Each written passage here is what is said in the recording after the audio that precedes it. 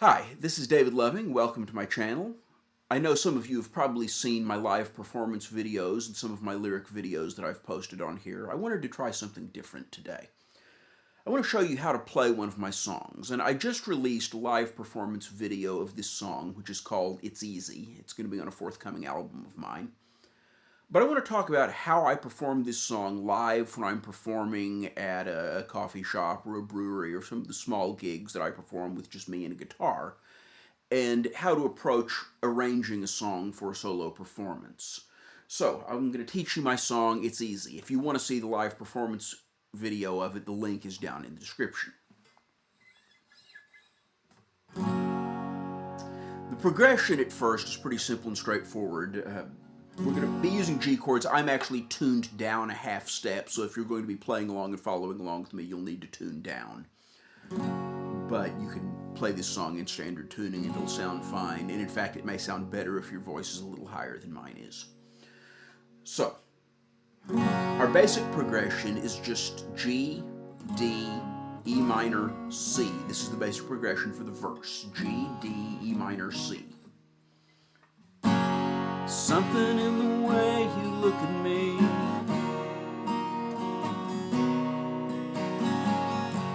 unspoken promises of what might be. I swore that I would never fall again. This last one is different. We're going to go to a D on the end.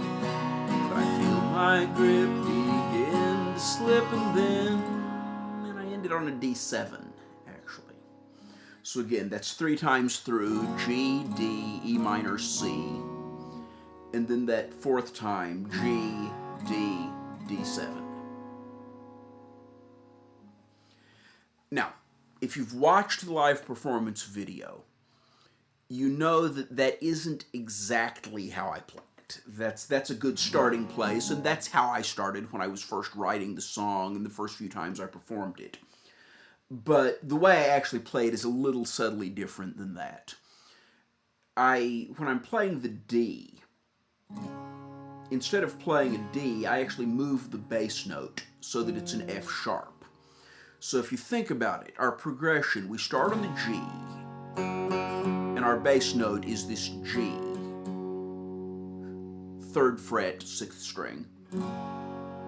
And then we go to a D, but I'm going to move that bass note up here to the 6th string, the F sharp, on the 2nd fret. You can do that, I think in the video, I actually play it with my first finger, or you can hook your thumb over the top of the fretboard. I do it both ways. And then to the E minor. Now what that does is it gives us a really nice bass pattern where we go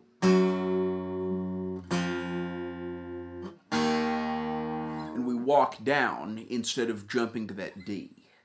So, again, something in the way you look at me.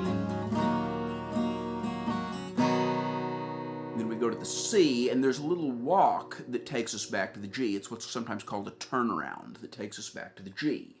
So we go C, B, A, G. So again, we're on the 5th string, 3rd fret, 2nd fret, open, and then we're back to the top with that big G note on the 6th string.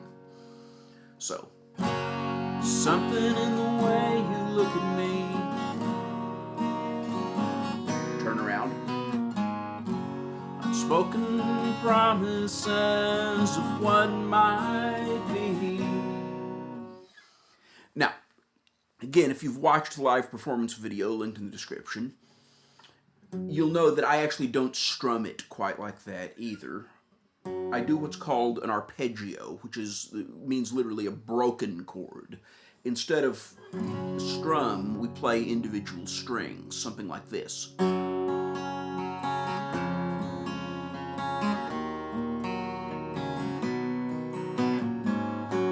Something in the way you look at me.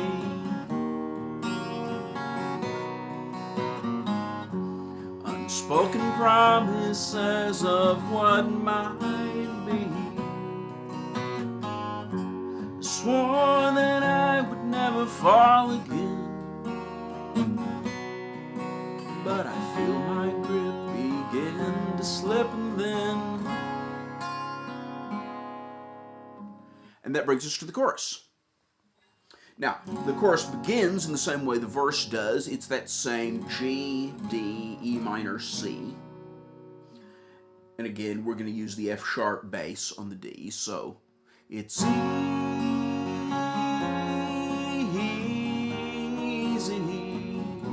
Now this time, instead of walking back on the turnaround, I'm going to hang out on the C.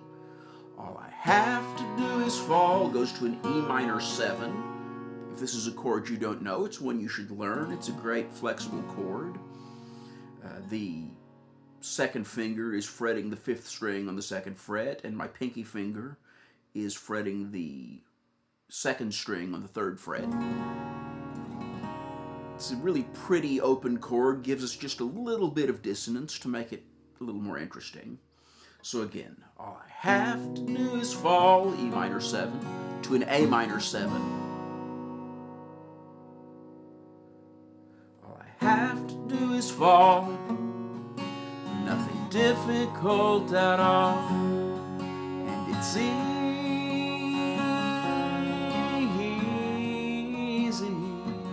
Now this time we're going to repeat that C walk down twice. Maybe this time I can fly, or stop at any time. I know the ground is hard, but still I tell myself it's easy.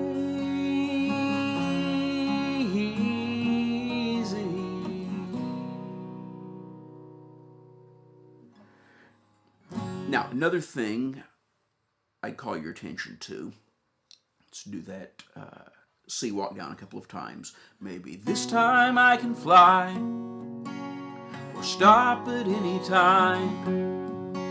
I know the ground is hard, but still I tell myself 2, 3, 4, it's easy.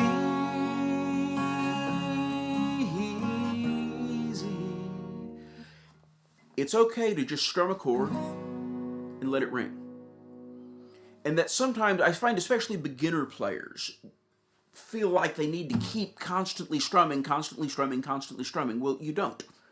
And a lot of times, it's much more musical to just hit a chord and let it ring. It kind of lets the song breathe. It creates some space within the song.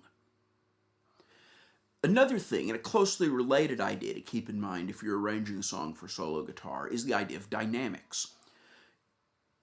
A lot of times, again, it's common with beginner players, we sit there and play the same thing, the same strumming pattern, the same dynamics, the same volume all the way through the song. But if you listen to the stuff on the radio, if you listen to really good music, the quiet parts are quiet and the loud parts are loud. And so this song is one where the feel kind of changes in the second verse. And if you've listened to the album version of the song, the studio version of the song, this is where the electric guitars come in, the drums come in, and the sound is a whole lot bigger during the second verse. Well, when I'm performing solo live, obviously I don't have a drum set, I don't have a bass, I don't have any of that stuff to lean on. But I can still kind of change the feel of the song going into the second verse to convey that same impression. So, if we look at the second verse, the progression is the same as the first verse, but the feel is totally different. So it's like this. Something in the sparkle in your eyes makes me find a way to change my mind. Exhausted hands, they are so tired of holding on. And you'll notice that I'm hitting the guitar almost. It gives it a kind of percussive sound. It's doing some of the work that would be done by the drums in a full band arrangement, but it still gives it kind of a percussion, kind of a thump, kind of a beat going on that we didn't really have the first time through. So it gives a slightly different feel to the second verse than to the first verse. It keeps it interesting. It keeps our audience engaged a little bit more. But even here, you'll notice we've gotten bigger, we've gotten more aggressive with the way we're playing. But I'm still not doing those big, wide open strums. Now, there is a time and a place for some of those big open strums, and we see that when we get to the bridge. The bridge goes to a D, which is our 5 chord in the key of G.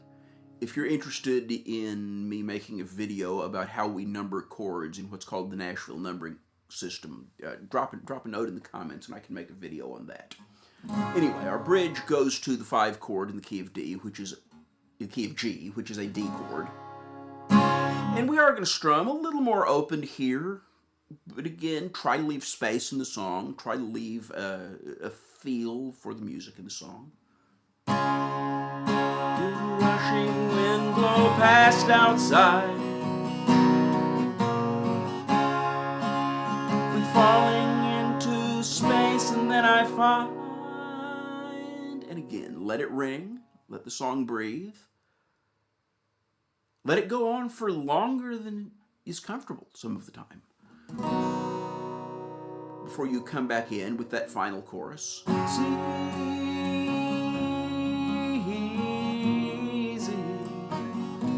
And by this point in the song, I didn't really feel like we needed another full chorus, so I'm just going to repeat that hook. It's easy.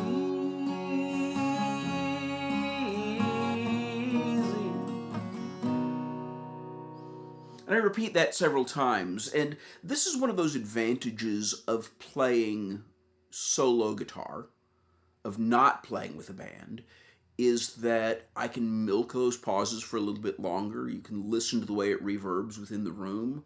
I can repeat that final tag, "It's easy," several times, kind of responding to what the audience is giving me. It gives a lot more flexibility in solo performance. So, that's my song, It's Easy. Again, check out the live version at the link in the description, and if you want to drop me a link to a video of you playing the song, I'd love to see it.